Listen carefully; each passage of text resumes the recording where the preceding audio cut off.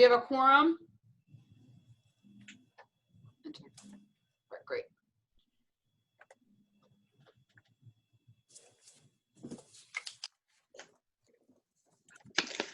Do we at least have a quorum? Oh, yes. Okay, so I guess we'll get started. Shelley, call to order the committee meeting, the Ways and Means Committee meeting. Roll call, please. Chairwoman Sims. Here. Alderman Leahy. Absent. Alderwoman O'Neill. Here. And Alderwoman Tice. Here. All right, item number 2 on the agenda is approval of the agenda. Can I get a motion to approve the agenda as submitted? So moved. Second. All right, there's a motion and a second. Can we vote by acclamation? I'm a little rusty on this. Or do we need to take a roll call on that? You can. Okay, all those in favor say aye. Aye. Okay. Nancy, do you approve? I do. Sorry, I said aye. I didn't unmute. And then item number 3, announcements, appointments, proclamations. We don't have any of those. Item number 4, citizen comments. I'm not able to tell. Do we have any citizens who would like to comment? If so, come forward, state your name. You'll be given 3 minutes. All right, hearing none, I'll move along. Item number 5 on the agenda is report of committee chair and alderman. I have no report. Alderman Leahy is absent. Alderwoman O'Neill. No report. Alderwoman Parker Tice. No report. Okay, moving right along. Item number 6 is the city administrator report. Item A is the St. Louis Area Insurance Trust, slate, excess insurance, workers' comp coverage, and general financial health of the trust. Who would like to begin with that topic? At the request of the committee, I have extended an invitation to Steve Wicker. He's the Senior Vice President from Daniel and Henry, and he is on the phone this evening. So Steve, are you still there? I am. Can you hear me? Loud and clear. So Great. The floor is yours, Alderwoman Sims. Well, thank you, Mr. Wicker, for being here. We have some questions regarding coverage that Slate provides, the extent to which insurance that's covered by Slate, and also the insurance that we purchase and amounts. So I'm not exactly sure where you want to start. Do you have something that you want to open with, or should we go into questions? I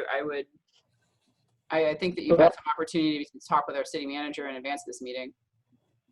Yeah, I didn't have anything specific that I wanted to say other than Slate is health insurance, workers' compensation, and then it's police, auto, and general liability.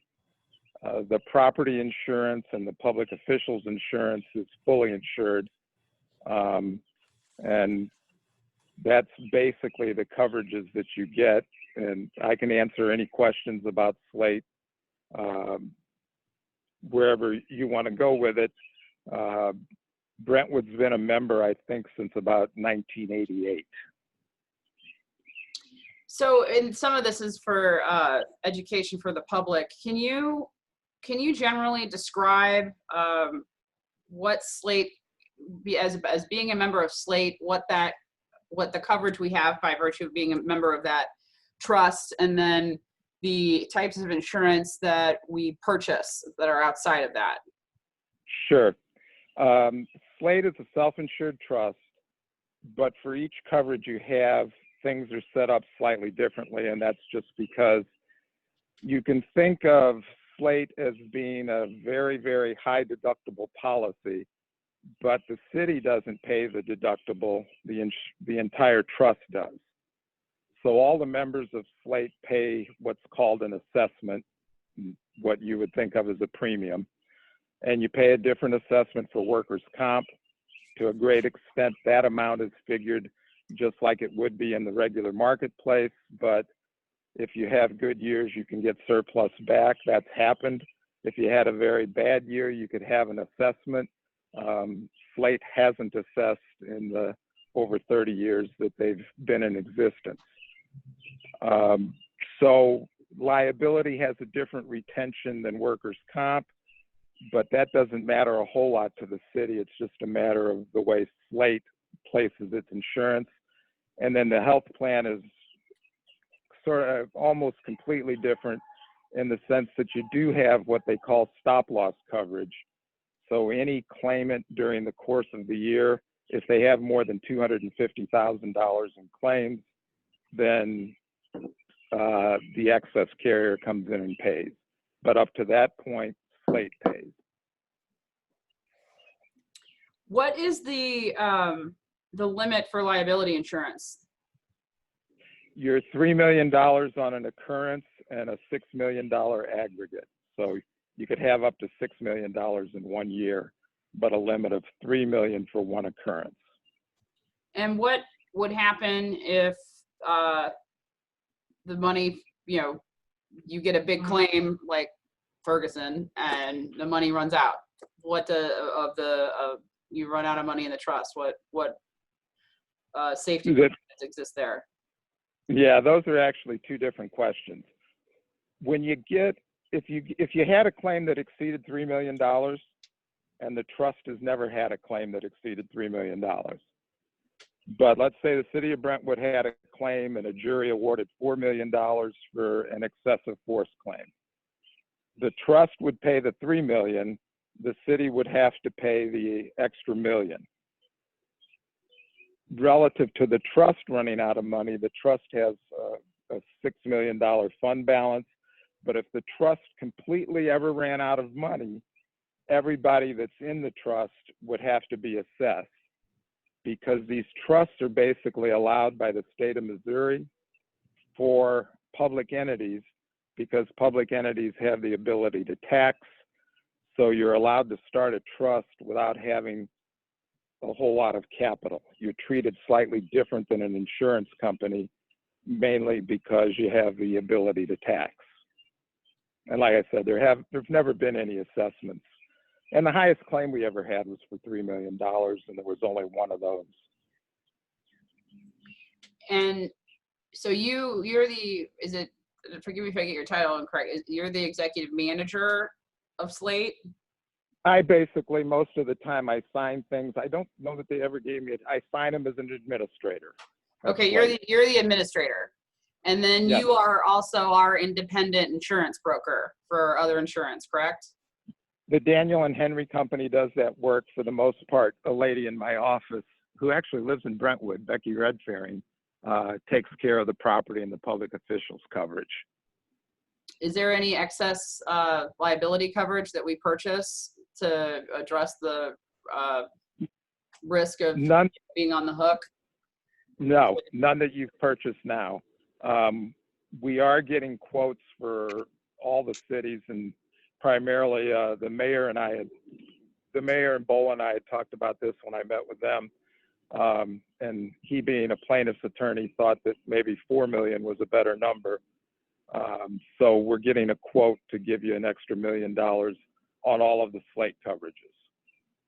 That quote has been uploaded into Board Docs about 5:30 or so this evening. So if you've refreshed, you'll see that in there. I have not refreshed.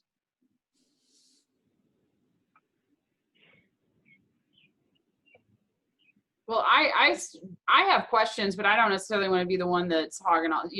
I'm happy to open up questions to the committee, and kind of take turns. Is there, are there members of the committee that have questions that they want to start with, or I can keep going? I'm kind of flexible in that regard. You can keep going and then we can follow after you. However, Okay, yeah, sure. however you want. I have questions too. I can go if you'd prefer. Yeah, I'm not understanding that, I think that we have, there's this fund, and if it runs out, we'll have an assessment. Regardless of the, $3 million, cap for each of our occurrences. And I'm not understanding what steps are we taking to insure against that risk of loss? Do we have any kind of insurance policy to address, you know, a special assessment if we, you know, we somehow get dinged with having to be responsible for, you know, if it's a $10 million claim and there's $6 million, you know, for the assessment? Well, remember, each city has that $3 million limit. So, Right, I'm saying you have $6 million in the trust. Let's say you Yeah, get hit with a $10 million claim. Slate is only going to pay $3 million. No different than your homeowner's insurance. You have a limit somewhere that caps what your auto liability carrier will pay, as a for instance. Well, Slate's the same kind of insurance company, and the $3 million is Slate's cap. If you had a claim over that, then the city is going to have to come up with the money. Right, Like but I right said, now, as we speak, multiple municipal police forces from multiple municipalities, who I understand to all be members of, at least some of them are part of Slate, are all outside in the Brentwood Promenade helping with a peaceful, what is currently a peaceful demonstration. And if, by God forbid, some miscarriage of you know, something terrible happens and we have multiple police from multiple jurisdictions, because we are in a cooperative with multiple police forces in the county, and you all of a sudden get dinged, each municipality gets a $3 million claim and you run out of money. What steps have we taken to, you know, insure against that, the special assessment that would spring from that event? Yeah, from a liability standpoint, I don't know of any steps you could take to work out $3 million liabilities. What's more apt to happen in what you're describing is that your officers will be injured. Then you get into a workers' compensation case, and all of those will be covered up to the statutory limit. And the statutory limit is basically whatever the state of Missouri say is owed on that particular comp claim. But if you had multiple $3 million judgments against every police force in St. Louis County, everybody would have an issue. So we'd all fail together, I guess? Is that, I mean, I'm think, concerned by it. yeah, I If think that's the okay. that's the solution. But I think, yeah, that'd be the case no matter what kind of insurance you had. Well, no, because, you know, insurance companies are regulated by the Department of Insurance. I mean, I think that, you know, I believe that Travelers has more than $6 million on reserve, for example. But it depends they would only pay what your policy called for. And it would Right, be but if very they- unusual to carry the kind of limits you're talking about. But if Travelers had to field multiple claims from multiple police forces and multiple municipalities, they'd be able to cover that more than Slate, right? Probably so. Yeah, I think that's fair. Although I don't know how many police departments they'd be willing to insure under the current situations everywhere.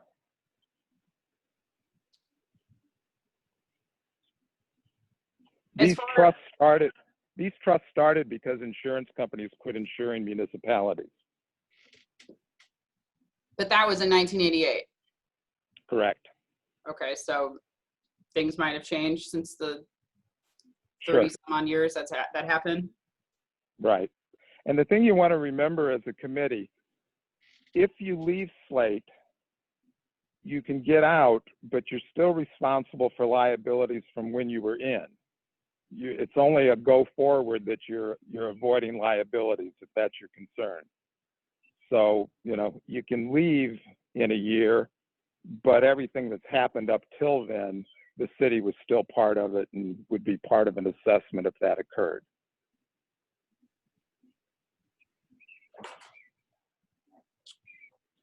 Would we face that consequence if we had private and other insurance? Well, you couldn't insure for past things, so. But I'm saying, Theoretically. you know, if we, hypothetically, we went to another insurance company, and then and then we hop to another one, Yeah, would we face a similar circumstance with, I don't mean to just, Travelers is just what comes to my mind, or Cincinnati, what have you. yeah. Well, it would, like I said, it would depend on your limits. You could have a claim from 2015 with an insurance company. If you exceeded your limits, it would still be your responsibility to pay over your limits. If you change companies, then, you don't have that kind of issue going forward, but you're still always responsible for anything that happened behind the date where you made changes. So yeah, so that's a problem we'd face wherever we go. Yeah. Okay. Well, I have other questions, but I'll yield to, let someone else take a turn. Nancy or Kathy. Okay, well, I have a question on the fund balance issue. You just mentioned that the trust has a $6 million fund balance. And I looked at the state report that was issued through the state Department of Commerce and Insurance. And it said at the end of 2018, we had a fund balance of 3.7. And can you explain the fund balance, and then there's like a surplus on the healthcare and negative fund balance for the workers' comp and liability, and how does that work in practice? Like if there was a workers' comp claim that that you needed to use slate money for, and it's in a negative, would there be a special assessment for that, even though there's surplus money in the healthcare pot? Can you just explain that, how that works? Sure. For the most part, it would be up to the board. The Division of Insurance allows trusts to offer multiple coverages. From my standpoint, the easiest way I found to explain fund balance, it doesn't really matter to a great extent what pocket the money's in, because let's say we stop the trust today, and there's a $6 million fund balance. Well, there's all sorts of actuarial things and claims are reserved. But what that means is when every claim closed out, and if it closed out the way it's looked at now, and that's how every insurance company does it, the trust would have $6 million to give back to all of its members. So that's really that's sort of the way to define they have extra money over and above what they need. Okay. But we can commingle. I mean, I guess the board is then allowed to make the decision to commingle those funds, those fund balances. They've never had to. State made it look. I believe they can. They have never they've never done an assessment.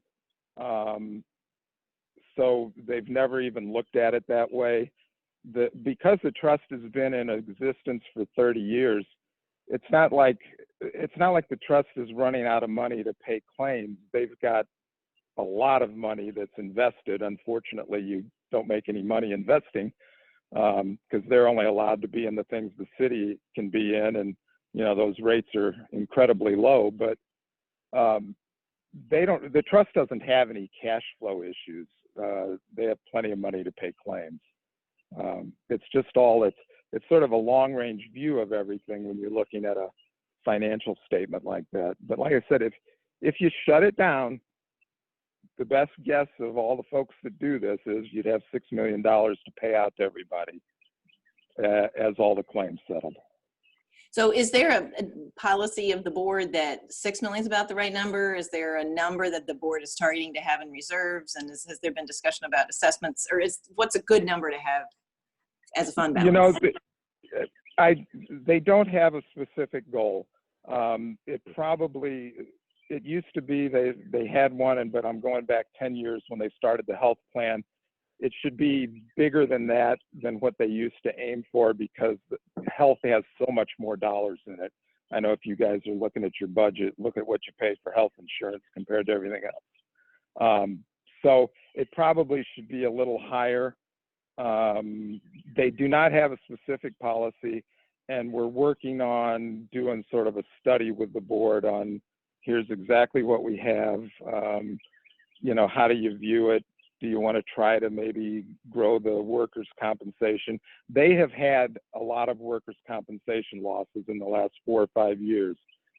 And if you look at Brentwood, I don't know if BOLA shares this with this group, but you know, the experience mod was up at about 160 a year ago. It's 1.35 now, or 1.33, something like that. And the expected mod is supposed to be 1. So it shows that, and that's based on 3 years of losses. And really, Brentwood is sort of our average losses. We've had more losses than you would expect. Quite a bit of it's in the police area, where I think police officers don't quite get the, people don't follow their directions as much as they used to. And everybody they arrest involves somebody getting into a scuffle. But that's something that they could look at, and we're going to identify specifically what those are. Okay. So Steve, this is sort of a question for you. So you administer whatever your title is for Slate, and then you also sell insurance. So how do you evaluate what's best for Slate versus what's best for you and your team at Daniel and Henry? Well, Slate doesn't do any property or public officials coverage. So we work for Slate on a fee basis. And, you know, that was bid out years ago, and we've been renewing. And I think that's because the board was happy with the work we were doing. On the property and the public officials, cities don't have to do it with Daniel and Henry. They can do that with any insurance broker they want. It's always been set up that way. I think we have a couple of cities that do some things in different fashions. But what about the rest of the insurance that isn't the property and public officials? Well, that's done with the, you know, that's done with the Slate board, sort of no different than, I notice most of you are older persons, no different than the way you work with BOLA. Every year we're evaluated, and somebody could get rid of us, or hopefully they keep us. Okay.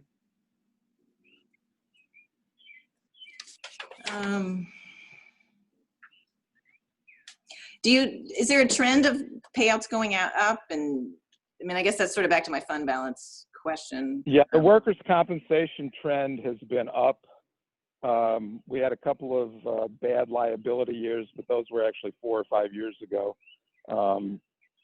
The liability premium is a minimal amount compared to everything else. And, you know, if you lived in St. Louis County for 5 years, you know where we had 1 or 2 big claims. On the health plan, health goes up. I think when the board got into this self-insured thing, and Brentwood was a charter member in the health plan, it was about the best thing they could do, because the health folks still tell you everything's increasing 8 to 10%. And we bounce around, but probably the average increase over the last 3 years has been more like 2%.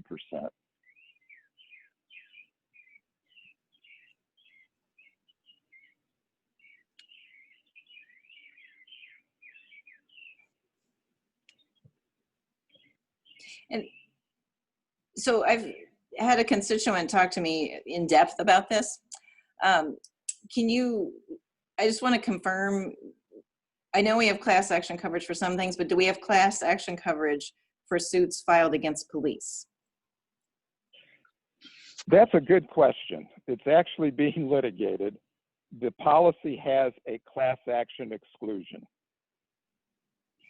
Now, whether it's vague or not has not been determined, and it's never really been tested.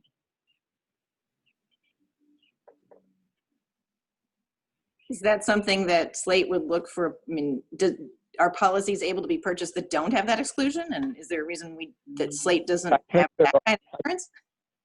You know, they didn't have it from the beginning.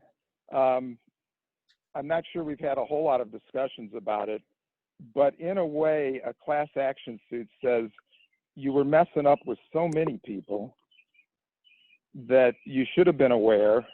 And we're hopeful that as professionals, because you have to have professional administration to be in the trust, that you wouldn't have those. I can argue that issue either way. I think there are some insurance companies that cover class action suits. I don't really deal in that. I'm a self-insurance person. Okay.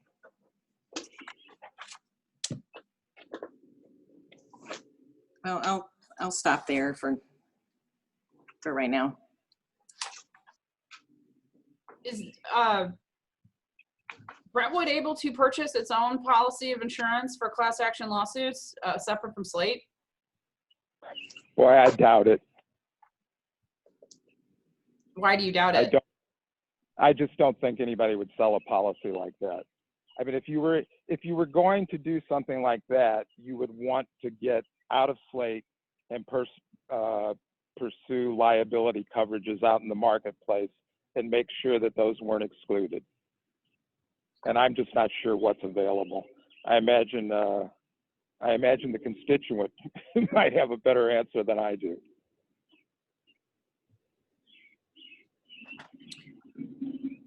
How would you address, because I field this question, and I need help with the answer. You know, we've got Daniel and Henry being the TPA for the trust, and then we have Daniel and Henry acting as our broker for insurance. And at some point, there's a pecuniary benefit that Daniel and Henry gets from matching us with the brokered insurance policies. How do we know we're getting, you know, the best deal, or, you know, that there's not, you know, I need help addressing that apparent conflict. Yeah, you know, all I can say is that we do it professionally. I know, I think Becky and George had come to your meeting, and Becky does primarily the work on fully insured stuff. We're trying to get you the best price. We're going out to the marketplace. We'll tell you what happened in the property market. This year, Chubb is looking for bigger than normal rate increases, but most of the property market is. And we found another company that we're talking to very seriously, and we will give you probably this year, these are the two best quotes you have, and they're going to be a little difficult to match up. They're not going to be totally apples to apples. And Becky will explain all of that. But I mean, the final answer to your thing is we're professionals and we try to do it as best we can. If as a board you're not buying that, as I said, you don't have to use us to broker those policies. When the quotes are, because I haven't had an opportunity to look at what BOLA is circulated, are we able to determine, you know, what I'm calling it a commission fee. That may not be the correct term, but, you know, what you realize from a result of selling, you know, matching us with whatever brokered insurance company we pick, and do those rates vary from insurance company to insurance company? Are we, you know? Yeah, I don't. I think they do vary based on. They usually vary based on the type of insurance. Like a public official's policy has probably a smaller commission than a property policy, because property you have to keep track of all sorts of things. Yeah, you can ask us for those commissions. Oh, I would like to ask for those commissions. All right. Well, I'd like to. I see you waving your hand, Alderman Plufka. But first, and he is joining us, and I will recognize him and ask questions. But I wanted to make sure that the committee wanted to cover the committee questions first. Nancy or Kathy, anything? Okay, Alderman Plufka. Thank you very much, Steve. My name is Dave Plufka, and I'm one of the aldermen. I don't serve on this committee, but everybody was nice enough on the committee to let me share in the way that we're virtually sharing everything these days, it seems like. Right. A couple of things at the outset. You had said that in Slate's experience, they've never paid a claim higher than $3 million. How does Right. that square with the Kylie Fant litigation? It was $2,950,000. And how does that square with the Moore versus Ferguson litigation? Oh, Kylie Fant, I'm sorry. Kylie Fant is a claim that's, I was giving you more. More is $2,950,000. Kylie Fant is still being litigated. Right. Okay. And wasn't it in Kylie Fant litigation where the attorney representing Slate made the argument in court papers that class actions were not covered by Slate? Correct. That's the litigation I'm talking about. Okay. And so, but it's your position that question of coverage, even though if you look at the Chubb policy, I think it's section 12.3, I think specifically it says in a very short declarative sentence, class actions are excluded. That's still a subject of litigation at this point? Well, Chubb is an excess carrier, not Okay. for the years that we're talking about, however. Oh, I guess And I forgot about that. all of these policies follow what Slate has. And Slate is slightly vague, unfortunately. Okay. Do you happen to know in your position as an independent broker whether or not that exclusion as it pertains to class action is kind of the industry norm, or whether that was just something that had not really been fleshed out at that point and it's being worked out now? Yeah, it was the industry norm when the original Slate coverage was put together, but that goes back to the late 1980s, and nothing had been changed as we came forward on that particular item. Different Okay. parts of the policy, like how you phrase sovereign immunity, are looked at often, but that had just not been looked at. Okay. As it pertains to the excess coverage, you may have already answered this, and I just wanted to make it clear. Brentwood is not beholden to Slate or to Daniel and Henry to go and get quotes for excess coverage. We're free as a city, even though we're a member of Slate, to get that coverage through anybody we want, getting the best deal we think we can get. Yeah, just to make sure we're talking about the same terms, and these do get a little messed up. Slate purchases what I call excess coverage. Some people call it reinsurance. Let's just talk liability. Slate covers the first $600,000, and if you take that $3 million claim, the excess carrier pays the extra 2.4. Now, if Brentwood thinks that $3 million isn't enough coverage for liability claims, right, and basically it's only liability because you've got statutory on the comp, then you could try to find an umbrella carrier, and we'd be happy to give the information to any broker you have to see if you can get umbrella coverage. Okay. None of the cities So that would be fine. Okay, so if we were to identify somebody who wants to bid Brentwood's excess coverage in the way you describe, in other words, coverage beyond $3 million, Slate would cooperate with that separate company to provide them information so that they could accurately make that bid from an RFP from us, correct? Yeah, I don't know why we wouldn't. Okay, well, I'm just asking the question. Yeah, it hadn't been. The increased limits hadn't come up much. I know you're an attorney also, so when the mayor had mentioned it when we met with him, I understand the idea that people are thinking maybe higher limits are required these days. Sure, and I don't have any specific goal in mind here. I'm just trying to find out where the lines are in all of this. If so Slate currently provides us health, workers' compensation, general liability, auto, property, and liability for public officials. Is Slate or is Brentwood? I'm sorry. Slate doesn't do the property and the public officials. I'm sorry. You made that clear. And you could use a different broker. Okay, so for the first four that I mentioned, health, workers' compensation, liability, and auto, as a member of Slate, are we are we required by our membership in Slate through any bylaw or some sort of requirement that's written down to participate in the pool completely? In other words, could we go to Slate and say, we want to purchase health insurance through you, but we'd rather get our liability coverage from somebody else, not through Slate and not through the Daniel and Henry brokerage company? Is that something that's possible for us as a member of Slate? Currently, it is not. The bylaws say that you have to purchase all of the coverages that Slate offers in order to be a member of Slate. Okay. And can you point me to the section of the bylaws that's covered in? Oh, I'm not without being at my office and looking back. We'll have to give that to you after this meeting, Alderman Plufka. That'd be great, Bull. I appreciate that very much. The final questions I had, and it's been asked a couple of different ways. I just want to be clear. I understand your response.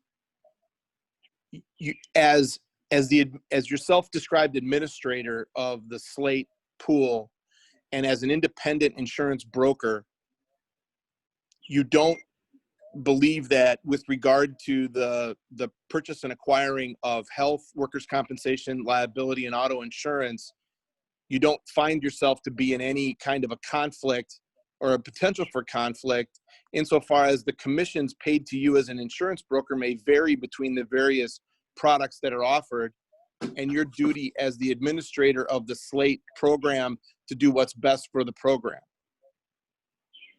No, I don't. We're working on a fee basis on the Slate programs. You mean you're getting a flat fee regardless of what insurance company policy you sell us with regard to health, work comp, liability, and auto? Yeah, those are mainly being covered by Slate, and those excess policies, Daniel and Henry doesn't take any commission. So your pay doesn't vary regardless of what policy becomes the policy for the Slate pool members for those 4 different coverages. That's correct. Okay. So the other question I had to do was with conflict as well. And I'm not singling out our city administrator, but our city administrator, along with a lot of other city administrators, sit on the board of directors of Slate. If at some point Brentwood decides to leave Slate, doesn't that put our city administrator in a difficult position on a conflict basis, wherein she has a fiduciary responsibility as a member of the board of directors to Slate for Slate's best interests, and at the same time she's our city administrator and has got to do what's best for Brentwood? Yeah, I guess in a way I'm answering for Bola. I think she's working primarily for Brentwood. I agree with you when you sit at the Slate meeting, sometimes you might say this is best for the whole trust. But I know that that's a major conflict Okay. for her. And the only, Can someone have- mute their phone? I mean, so it doesn't Yeah. reverberate. Yeah, the only I think it might have been me. Sorry. So just my follow up on that, just as a last part of that, was that configuration or that practice of having city administrators and city managers serving on the board, is that something that evolved over time with Slate and the management, or was that put in place and was that an intentional thing when it was first conceived in '88? It was the trust itself, and we had touched on this a little earlier, was when a lot of everybody was being put in the assigned risk workers comp pool. Right. Liability insurance was difficult to get, and sort of statewide, this is when trust started. And a guy who started MIRMA, which is sort of an outstate trust, he got the legislation put together that allowed him. And there was one in Kansas City, and St. Louis city managers and a couple of finance directors put Slate together based on the similarities with this Kansas City pool, which was the first one. It always had a board of full-time employees that were mostly city managers, assistant city managers, or finance directors. Okay, so from the outset, it was really, that was how that management was, or not management, but that was how that the directors were going to be set up. It is, yes. Okay. And all of the cities, the trust does require that you have professional management. So pretty much the cities that all these folks were working for sort of expected their city manager, city administrator to be solving insurance problems. I do recall Susan Glassman, who was the assistant city manager in U City, was one of the prime movers on it. And a guy who retired from Crestwood. It seems to me there was one other that I forget. And then they had steering committee meetings that were basically city managers, city administrators, and put something together and said, if you want to join, you can. There you go. Alderperson Sims, thanks for the time. I appreciate it. If I may interject really quickly, a good example of this would also be the East Central Dispatch Center. The board of directors of that is the member city administrator managers. And in West County, there's also the West County Dispatch Center. And similarly, the members of that board of directors are also the city administrator managers of the member cities. So we have a number of examples over the years of how successful municipalities have been generally in St. Louis County following that kind of model. I got to tell you, Bola, I appreciate that comment, but the fact that it happens with ECDC and other entities, I don't think it, in my humble opinion, it doesn't take away from what I think is a potential for conflict. I think that anytime you're advocating for a city and you're serving on the leadership of a consortium that provides services to that city, I think you're put in a difficult position at times when those services no longer align with what the city wants to do, and you've got to be torn between representing your city and representing that entity, no matter what it is. I mean, I appreciate what you had to say, but I just disagree with the concept of it as being okay. Anyway, thank you, Alderperson Sims. Thank you. Well, so what are the next, or I'm sorry, does anyone else have any questions? Alderwoman Parker Tice. Yeah, or are you just adjusting your mirror? Okay, or I'm sorry, your camera. What are the, I mean, the policies expire June 30th, right? So what are the next steps? We have to make some decisions. What are the next steps? Because I'm assuming that this would be up for consideration at the next board meeting, right? What would be up for consideration?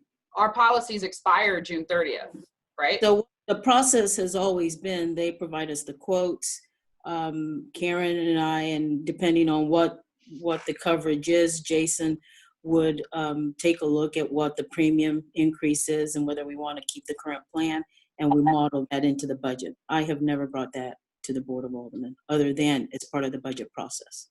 Is it possible to do an RFP for what I think of in my mind is the independent broker component? I'm not suggesting that we not do slate. I'm saying, to the extent to which, so we can know that hey, what Danielle and Henry does for us, that's the best deal in town. Let's take it. Or not. I mean, so I can, so is that possible? We can definitely do that. I think one item that George Lyos and Becky Redfern brought up when they came before the committee, I want to say late last year, is that we have to give the slate board a 6 months notice. So our year starts July 1, so it's obviously too late to do that for the 2021 fiscal year, but you can definitely consider this for the 21-22 fiscal year. I'm not talking about leaving slate. I'm talking about the independent broker component. It's not slate. Yeah, Bola, let me jump in. Okay. What Bola indicated is right relative to the slate bylaws, because we guarantee a certain number of folks in the health plan and all that. We ask anybody that's thinking about leaving to give a January 1st date, but as I understood the alderman's question, that wasn't it. speaking as an insurance broker, you probably can't get anything done with an independent broker for this July 1st. You need to be thinking about the next date, because we've gone to all the property companies and we're getting quotes for you from the ones that want to quote, and we're not getting, other people are telling us no. Well, they won't treat another broker any differently than they do us. So if you want to change that, it's something you do need to think ahead a little bit. And, you'd probably want to get somebody working on it April 1st or somewhere in that date, if you wanted to have somebody else do the brokerage for property and public officials. All right. Noted. Does anyone else have any other questions? Well, Is there a reason, if I may ask, Alderwoman Sims, is there a reason why we want to change brokers? I'm just curious, because since that was your question. I want to know that we're getting the best deal, and it's unchallenged that we're getting the best deal. It's not, I feel like I'm open to due diligence questions from people who elected me. That, Best deal on individual coverage, or the best deal on the flat fee that's charged by the broker? My focus in this inquiry is the non-slate insurance that we purchase. Okay, so I'm not suggesting slate. I've not heard a compelling reason to do that so far. Right, so I'm trying to make sure I understand what you're saying. It's the public officials coverage, which is the one we don't get from slate. So that's the one you're whatever is alluding independent brokerage the policies that and property go from independent brokering, not slate. Yeah. So It's public officials and property. Yeah, public officials and property. And so, the people who are coming to us and saying, hey, this isn't fair, I'd like to be able to say, no, we did an RFP and it is fair. And here's the data that supports that. That's my desire. That's my reason for wanting to do it. I mean, I think that the truth will out, as far as I'm concerned. So can we get a motion on that from the committee? Oh, yes, Nancy. So before there's a motion, my other question would be, have we ever had anyone look at what the coverages are on the different products? Clearly, Daniel and Henry is recommending a certain amount of thing, but we have lawyers, we have a lawyer mayor, so he thinks we need more liability insurance. Maybe we don't really need more liability insurance, but because we have a lot of lawyers on the Board of Aldermen right now, that is important.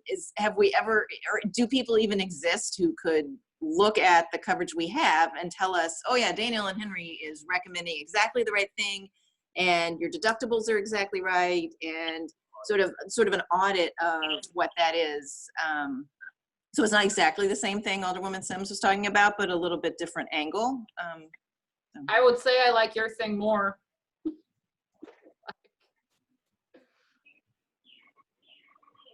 Do those people exist? I don't even know if do they. Steve, can you answer that question? Yeah, there are insurance consultants.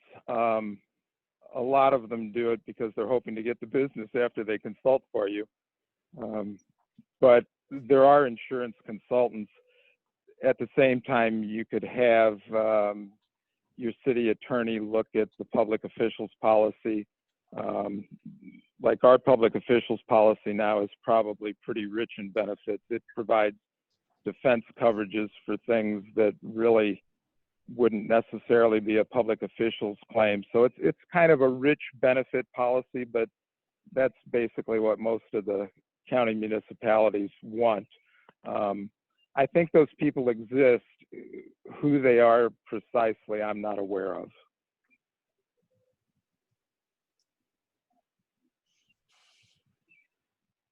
So I just wanted to point you to the update in board docs for those of you who have not had a chance to look at that. Under city administrator report, which is item number 6, The quotes did come back in for excess insurance liability, $1 million over the current $3 million that Steve mentioned. And the cost of this is $10,000.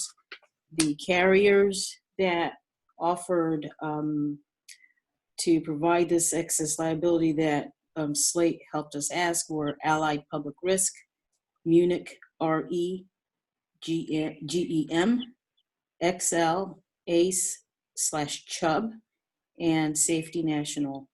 And given our board of directors meeting this morning, I believe Safety Nationals would be the selected carrier. But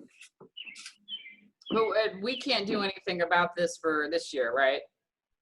No, we could. You are able to raise your per occurrence limit from 3 million to 4 million for $10,000.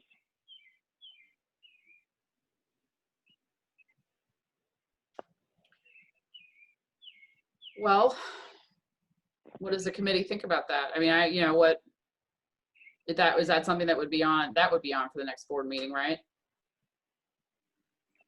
Yeah, we would do that.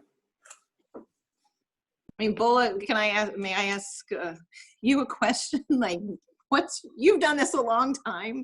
I don't have an opinion anymore because I have a conflict. I was just told I have a perceived conflict. I'm not an insurance person. You know, as someone who has represented people who sue others who have policies of insurance, more insurance than, I mean, I've always been taught more insurance is better than less, but I don't know if is $10,000 a bargain or not. I mean, what do we pay? You know, how much of a percentage increase is that over what we would pay?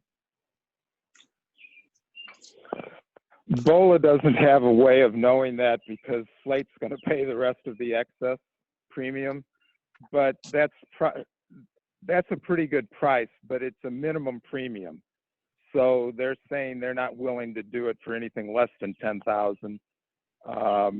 But you're getting a pretty good price because they're only saying this amount is for the 3 million to 4 million spot.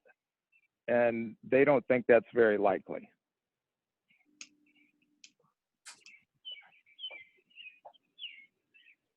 Well, I'm not really in a position to evaluate, you know, I don't know if we should pay it or not. I mean, or if it's a good idea. I mean, to add the additional $1 million, in theory it does. And I don't know, you know, in these times, do we spend an additional $10,000 on liability insurance just so we'll have it? I mean, in light of what's going on right now, I mean, I would move that up to the board for consideration, but I'll be honest with you, sitting here, I'm not able to form my opinion.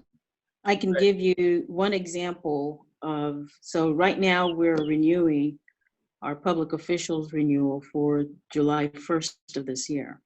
And currently we have a $2 million limit per claim, and our deductible is $5,000 for professional and $20,000 for employment practices liability. So currently our premium is $22,374. So Daniel and Henry came back with two options for our renewal. With the same company, same limit, same deductible, the premium would now be $23,381, which is an increase of $1,007 from what we currently pay. Now, if the city had interest in increasing our limit by an additional 1 million per claim to 3 million, the deductible would still be the same, but our premium would be $27,618, which is an increase of $5,244. So what are the factors that we consider when we would just renew under the current limit? I would talk to Karen. I would talk to Jason. What have we experienced this past year that leads us to conclude that there might be an opportunity for greater exposure? And we talk about it where we can't identify that there is an exposure, so we would just renew at the current limit. Now, if we think that, and we have increased, another example would be cybersecurity. So it's been maybe, I would say 8 years, 7 years, where we've seen an increase in fraud and cybersecurity. As a matter of fact, because of these concerns, back when I first started in 2011, and given what happened with my predecessor, the city asked that we look at fraud awareness. So in addition to that, the cities and other Slate members signed up for network security. So we would also look at the exposure. Have we had an incident?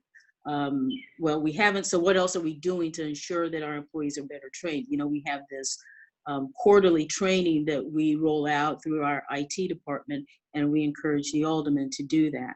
So I talk to members of my management team and get a feel for what we're experiencing, and that determines whether we're going to go at the current rate or whether we're going to add on to it. So just so that you are aware, those are some of the things that we think about when we decide to renew.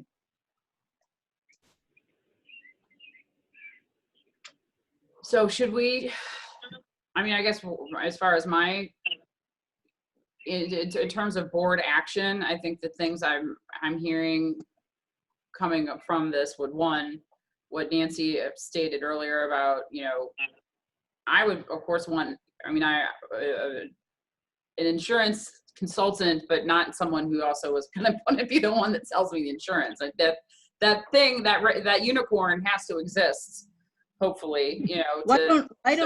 Why don't I talk to others and find out if we can find such a person? I'm sure, you know, there's got to be someone, and let me go on the record. I will not be asking the person that's been talking to you all. So, but I will ask that question and get back to you with an answer. I gotta say, I'm really offended. Really offended. Well, it's nothing to do about offending you. I mean, it's the position and the appearance that we, you know, people come to us and they ask us these questions, and we have. I'm not concerned about that. I'm not concerned about that. The fact that there's a perceived notion that there's a conflict with me serving on the Slate board, that there's a perceived notion, there should be, that there's a perceived notion with me serving on the ECDC board.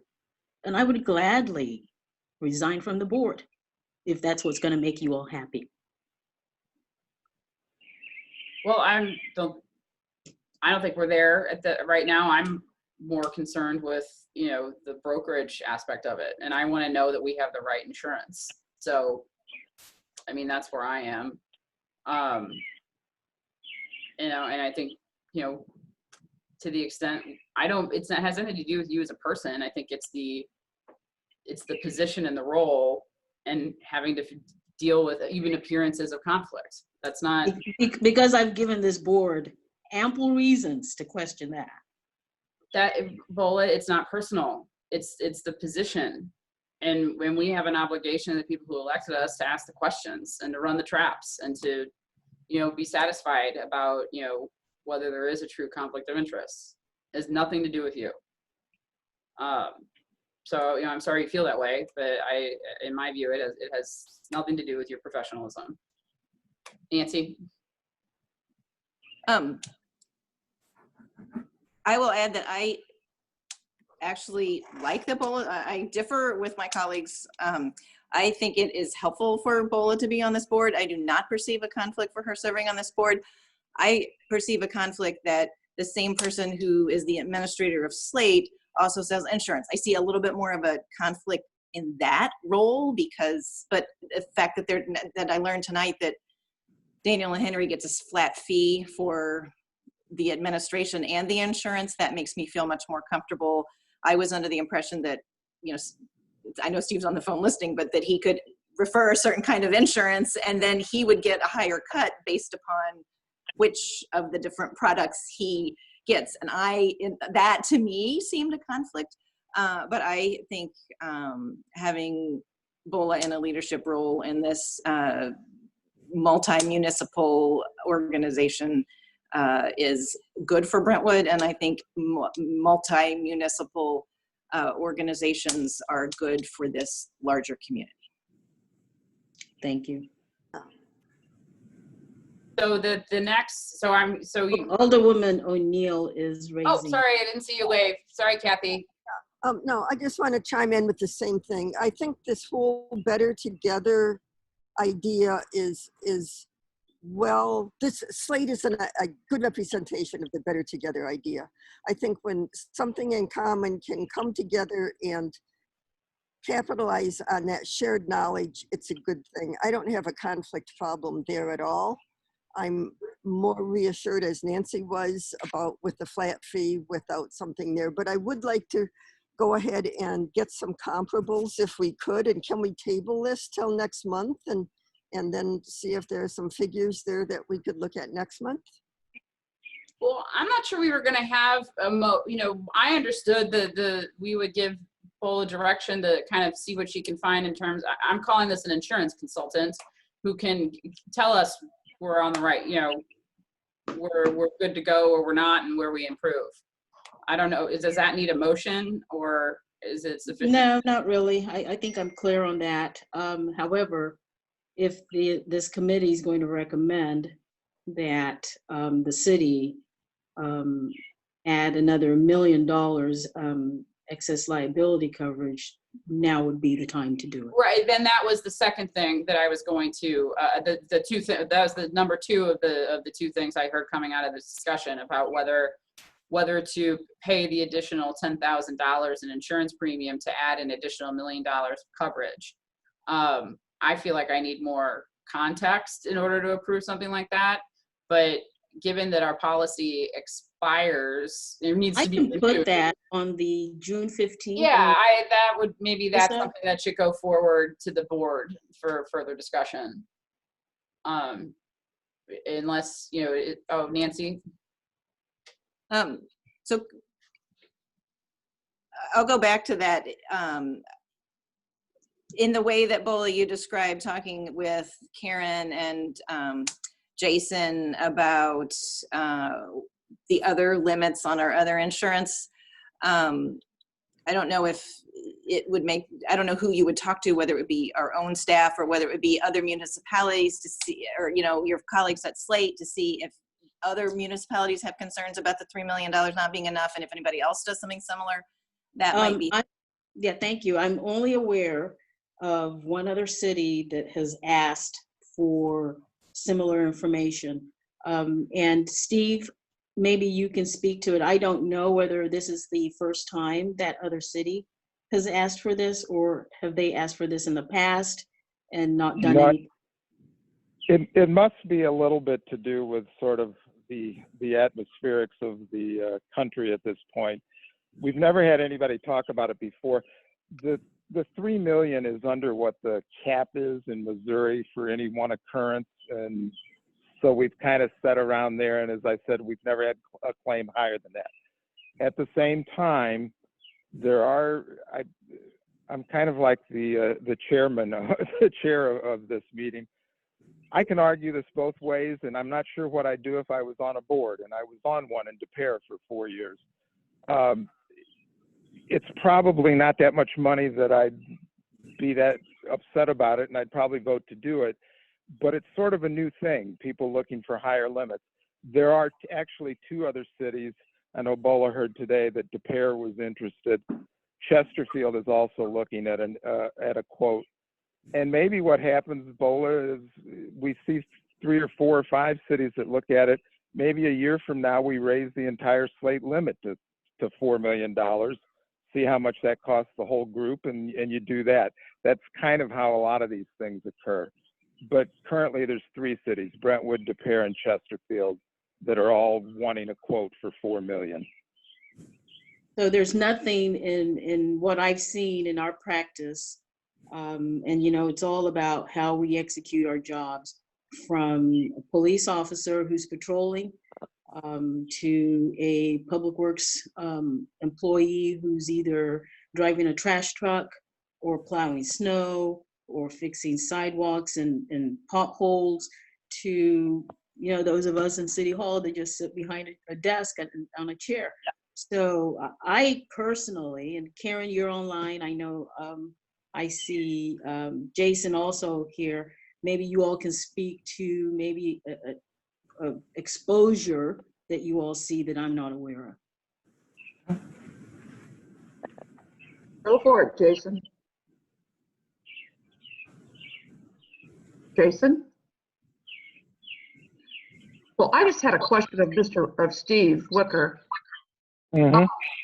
We keep talking about policy end date, policy begin date. Isn't it just like our own insurance, our own personal? We can cancel it anytime we want, can't we? Yeah, but you're not in a trust. You have a contract with a company. For this trust, the board many years ago joined the trust and agreed to a trust agreement and bylaws and all that good stuff. No, I'm talking about the other that's not through Slate. Public affairs. You can do whatever you can do with insurance companies. I mean, once they renewed, July 1st, I think there's a penalty until January 1st, and BOLA would have to ask Becky. Like I said, I don't deal with that a whole lot. But you can you can cancel insurance.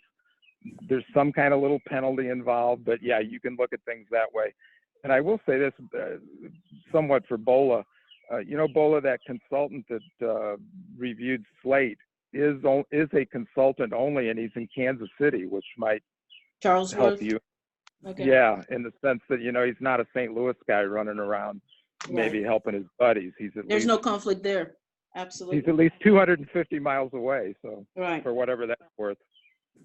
A quick question for Steve. Steve, do you remember, and hate to put you on the spot on this, but do you remember what the largest claim the city of Brentwood would have had? Enough to, be a discussion point at a board meeting?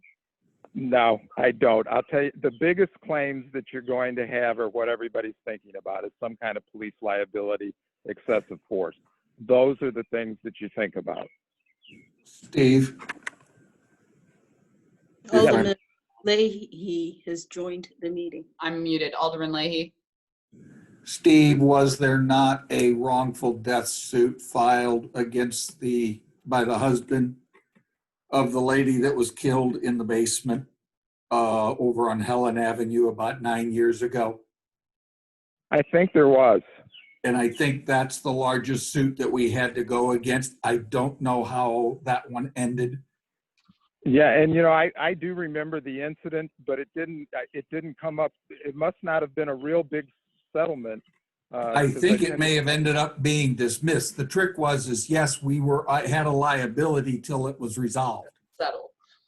Yeah, and we would have hired an attorney, but I'm pretty sure it wasn't a big settlement because I kind of remember those, and I don't have any memory of a big one for Brentwood. But the police liability thing becomes almost an area-wide thing because your police officers, they mostly operate in Brentwood, but they do operate everywhere in the county. Second question, Steve, if you raise the limit on the policy, how does that affect the negotiations when you get into these type of lawsuits? The fact that I have a higher limit just means that there's more money on the table to give them. But if I have a lower limit, that helps to set some reasonableness as to what's going on, or yeah, I don't in the negotiations. Yeah, I don't disagree with the point you're making, and I'll let attorneys argue about whether that's a true case or not. But I don't disagree with you. To some extent, a lot of times the amount of insurance is something that the attorneys definitely want to know when they're on the other side. Andy, I'll point out that I think the amount of insurance a city with a budget such as ours makes zero difference in terms of what the demand will be. They will take the money from our reserve or from our insurance. I fully understand. It's whoever's got the deepest pockets. But we have deep pockets. Yeah. Now, the other issue that's coming up is when the city went to the Slate side. We did it just before Rock Hill ran into a problem with where their mayor was also an insurance agent and convinced their city that they needed to change policies, and then it became known after the fact that he was getting a commission for doing so. And during that era, the board was very much complimented on being arm's length away, and we had protected the city of Brentwood because we had gone into Slate, and it was set up to protect and get rid of all the conflicts. Putting BOLA on that board, like we had, I think Chris Seemeyer was on the Slate board also, was a benefit to the city that kept us better informed of what was going on so that we stayed current. The other policy holders that were out there that had commercial insurance to cover them didn't get the same benefits that you had for having Slate. So I would hate to really see this board start shifting when it has done a very good job over the years taking good care of the city. And Bola's right. The Slate board's no different than being on the ECDC group, which again, you get a benefit for having that member sitting actively on the board to keep us informed and protected instead of after the fact informed. So I think shifting things may not be the right way to go. And Bola, long before your time, we had Mr. Saunders that was on, and the city used him as a consultant to help educate the board members as to the different types of insurance and policies and stuff that were out there. And he was in the business. He helped convince the board at the time that moving towards Slate was the best decision for us to take. And he was a former alderman for the city of Brentwood That's also. right. But he was Those no minutes. longer an alderman when he became the consultant. You're right. So we're going to, so Bola, you're going to look into this consultant, but you don't need a motion. And then I think at this point, we probably need a motion to, I guess, move consideration of adding an additional $1 million, or you just gonna put that on the, or you just put that on the agenda. I don't Well, necessarily. need a motion out of this committee to take it to the board. Okay, so the chair would entertain a motion to bring to the Board of Aldermen consideration of a premium charge to add an additional $1 million coverage over the current $3 million of liability insurance provided by Slate, said premium being $10,000. So moved. Second. Discussion. Second, is there any discussion? What do you believe to be the full benefit for raising the policy limit from 3 to 4 million? What do you anticipate that $10,000 buying you as comfort? An additional $1 million of liability insurance. But why do you think that's so necessary to propose looking to do? What's generating that request? Well, I don't think that you were on the call at this time, but I apologize. Our single occurrence cap Is for any of is $3 million. So Yes. to the extent there is more, we are served a bill with 3.5 million dollars. We have an additional $1 million of coverage. Understand, but if we have not in the last 10 years even come close to paying a $3 million charge, why would you think that you want to go up to 4? These are strange times. Yeah, Alderwoman O'Neill. If I'm unmuted, you can hear the helicopters in the background. They've been coming off all night. I think that's reason right there to say we probably need to consider this. I don't believe that that's a reasonable argument. I really don't. I think that's spending citizens' money and you're gathering really no good benefit. You haven't even come close to coming to your current cap, and yet you want to bump it up higher and spend additional money for that because you might fear a potential? No, I think that's not justifiable.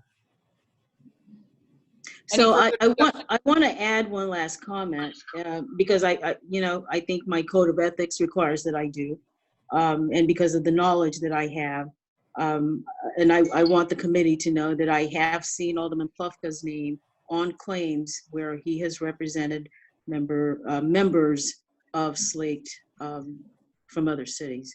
So I feel a responsibility to disclose that.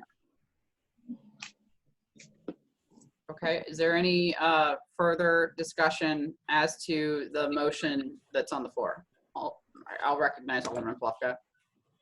You're muted. You're muted, David. Sorry. I'd be really curious to know what those names are. I've been a workers' compensation attorney the entire time I've been in St. Louis. If you're talking about the fact that I have represented people who've been injured, and I've made claims against municipalities that may be part of Slate, certainly that's true. And if that's what you're referring to, I guess that's fine. I've never had a claim against anybody who was a Brentwood employee. That's not what, What's that? that's not what I said. Okay. So your reference was to the fact that I've represented folks who have been injured at work and their employer was a Member of Slate. city that is part of Slate. Correct. Okay, thank you.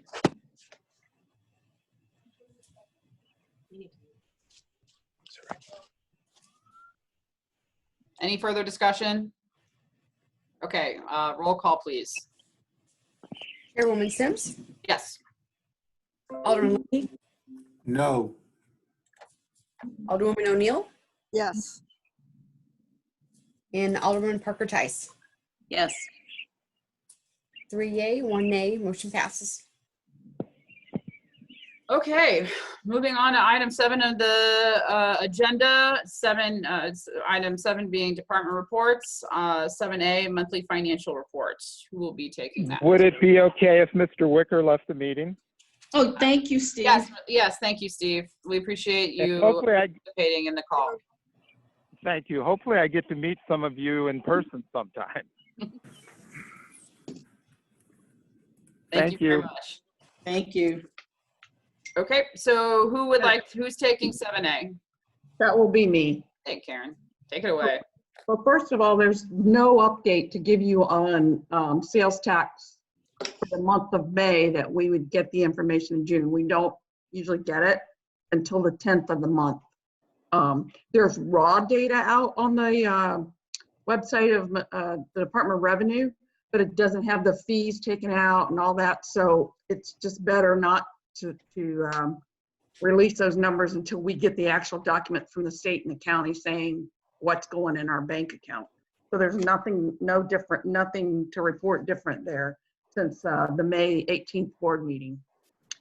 The next thing is April, because again, we don't have all the information for May to give you a May report. You did get the May sales tax numbers in the May 18th board meeting. So what I did with the April was do this memo that I hope everyone has a copy of. And I just went through and highlighted various things. I won't go through each one of them because it's pretty self-explanatory. I will hit a couple of highlights in, for example, if you look at Road and Bridge, for some reason, that just fluctuates and it's $7,200 more than what we budgeted for the year. But I think it was down last year, so it's just the way it comes in. Sales tax, again, we're not changing our assumptions of what we made, but at this point, after 4 months, we would have expected with the budget 1.87 million, and we've taken in 2.26 million. That's through April, remember, so. The county public tax, though, is slightly under budget at this time. Liquor license, I wanted to hit real quick. There's nothing received, but that's not due until June. In May with our MyGov software, automatic emails went out. I think we started that last year to the businesses to remind them that they're due. We started getting some in already in June, but that's why there's nothing on this April.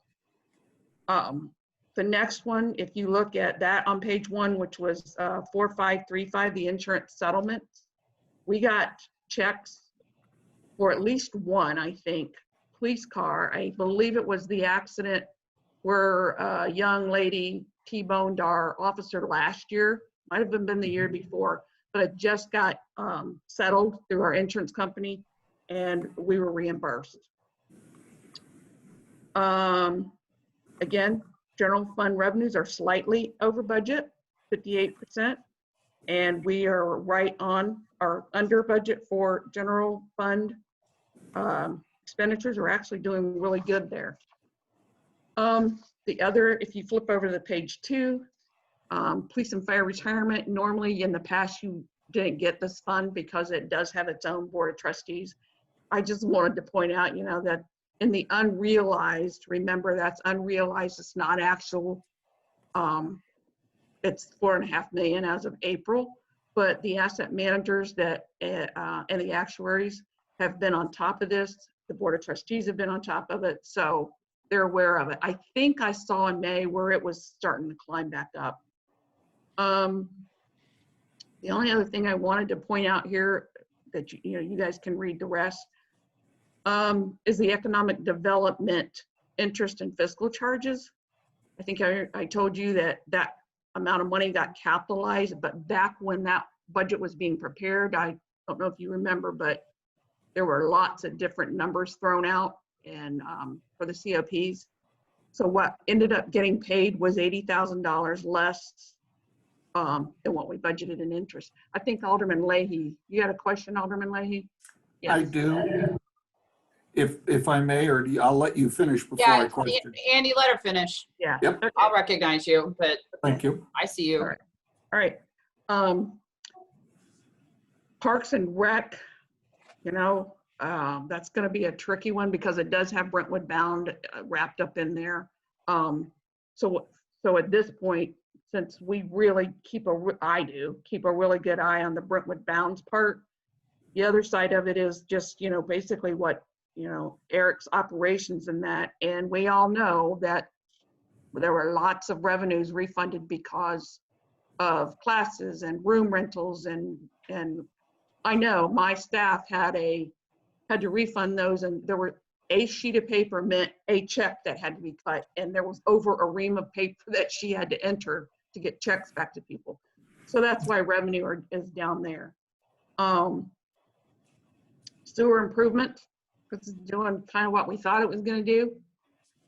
We'll wait and see that towards the end of the year they have enough, and that there's enough in that fund to pay that $25,000. Like I think it's $25,000 back to the general fund that we said it had borrowed. That's really all I had, unless you had any other questions about anything else that I didn't cover. Alderman Leahy. Karen, we have established two, I want to say they're 501c3 corporations, one for the K-9 group in the police department, one in the rec center for their donations and naming rights and stuff. Where is that money being reported or captured? That doesn't get reported on the city's book. They have their Why own. not? Well, that's their own separate, doesn't get reported on our books. But they're an entity of the city. Well, why aren't They're we separate tracking it? They're separate entities with their own fund. That's not relevant to the city budget. They're completely separate entities. It should be relevant. You all should pay very close attention to who's raising what money where and where it's being spent for what reason. We specifically asked that question both times when we got ready to establish these as to where and how the authorization of allowing that money to be spent as to who they had to come back to get permission from. The mayor told us that it would be the Board of Aldermen who authorized those expenditures. You're telling me that we don't want our hands dirty by knowing that's not about what these I'm funds. saying, but we don't have any information on Where those. is that money and how do we get it We're going to move reported? on. We're going to move on. Karen. No, I'm sorry, you asked for a question. This is a question that Ways and Means should pay attention to. I'd And- like to know how the city is actually going to manage these two funds. And I'm going to exercise my discretion as the chair of this meeting to not allow that line of questioning. Point of order.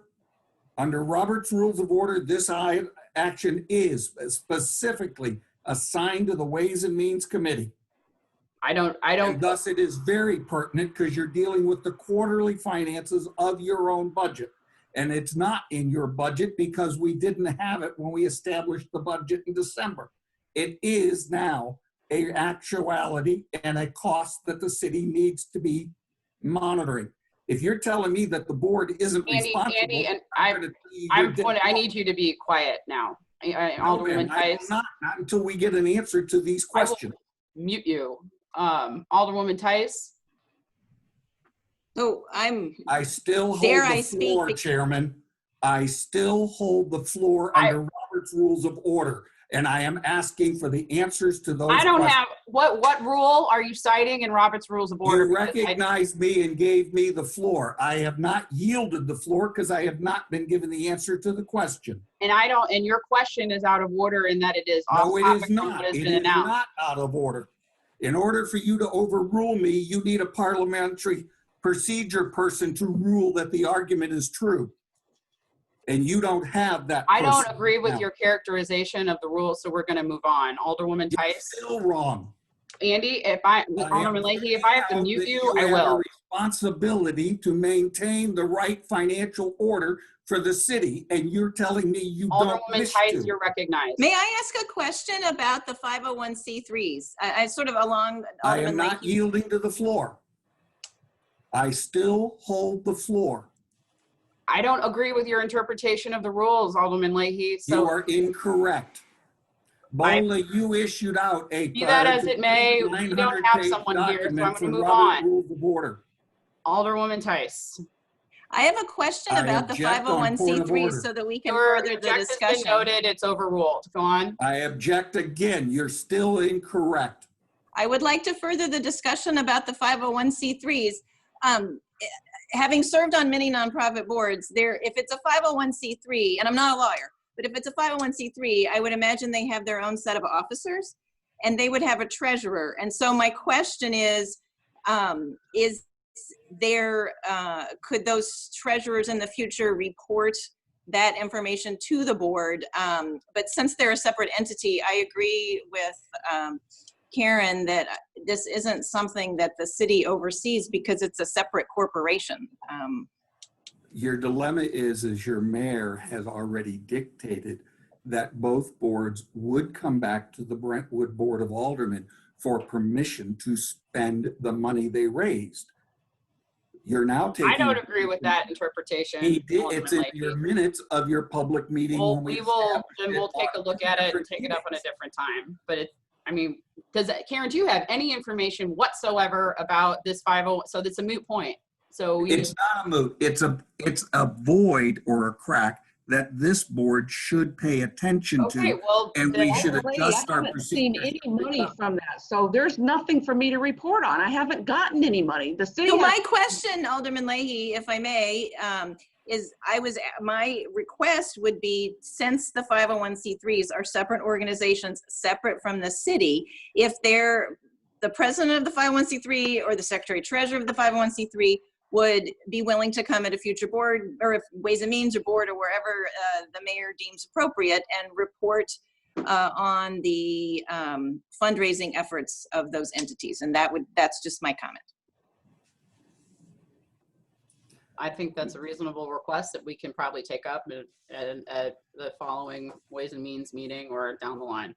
The other issue that you need to pay attention to is when your groups are going out soliciting funds for their intentions, does it create conflict of interest on different parties when we start spending that money?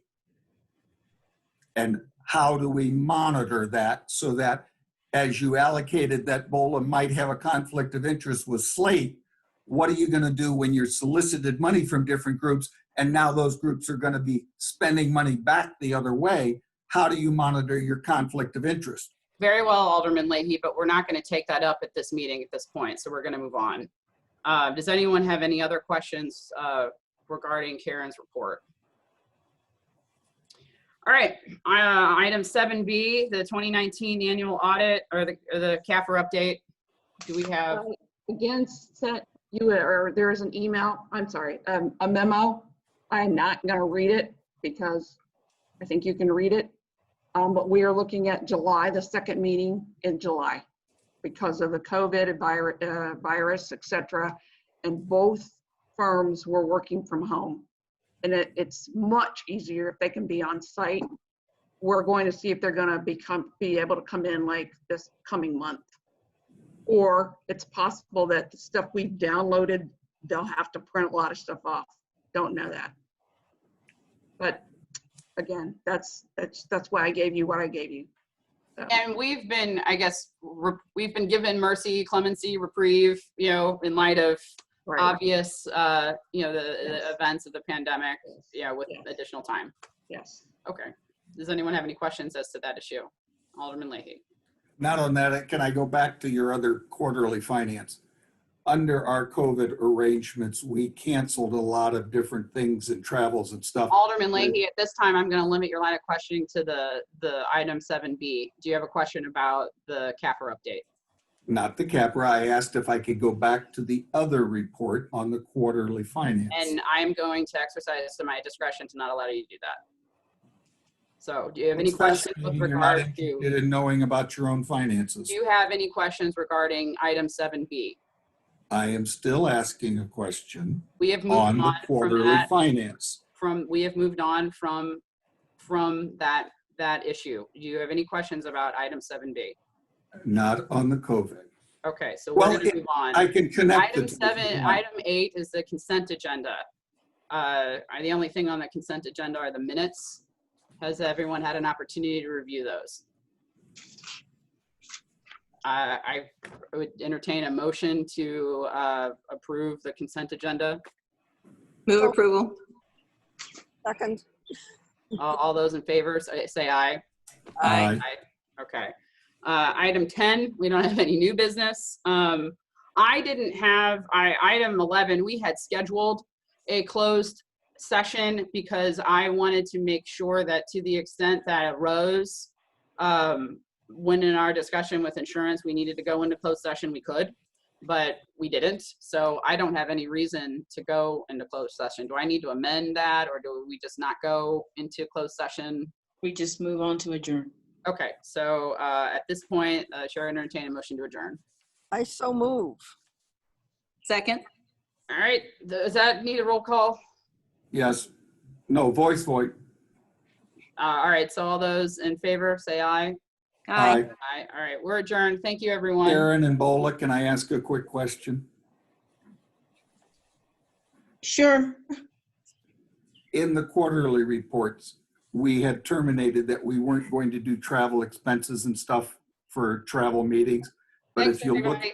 if you look at your 17 pages, I think there's 9 different categories in which the month of April, we incur different travel meetings expenses. Are those meetings the cost of Zoom meetings? Because I don't know that we sent anybody on travel. No, they're not. Karen, you want to answer that? There were some people that went like in January and February prior to this being put in place. And So, we- but they got paid in the month of July, in April. Yes, we had, I mean, it could have been their They're credit reporting them cards, in I don't know. I don't know off the top of my head, but yes, I can think of, I think firemen might have had some training, but I went on one as well, and I Yes, didn't get my Kelly. expense until later. yes, so this was all prior to this shutdown. That's what I wanted to Until May, clarify. March, I mean. Okay, thank you. Mhm. Bola, if you've got a minute, I'll catch up with you. You should probably call me. Be Oh. happy to. Okay, thank you. Well, everyone log off, please.